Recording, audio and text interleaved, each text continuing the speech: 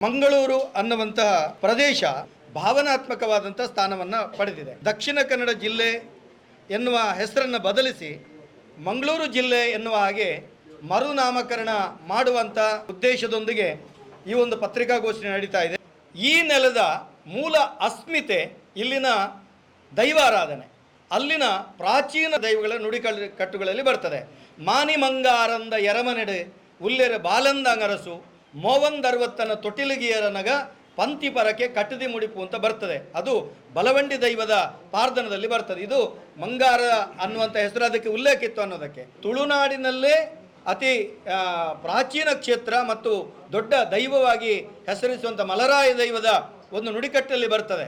ಪುತ್ಯದ ಕರ್ತುಲೆಗೆ ಪುತ್ತೆಡು ಸಿಂಹಾಸನ, ಮಂಗಾರದ ಕರ್ತುಲೆಗೆ ಮಂಗಾರಡು ಸಿಂಹಾಸನ ಅಂತ ನುಡಿಕಟ್ಟುಗಳಿದ್ದಾವೆ.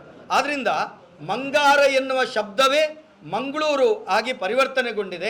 ಮಂಗಳೂರು ಅನ್ನುವುದಕ್ಕೆ ಯಾವುದೇ ರೀತಿಯ ರಾಜಕೀಯ ಭೇದವಿಲ್ಲ, ಭಾಷಾ ಭೇದವಿಲ್ಲ, ಜನಾಂಗೀಯ ಭೇದವಿಲ್ಲ.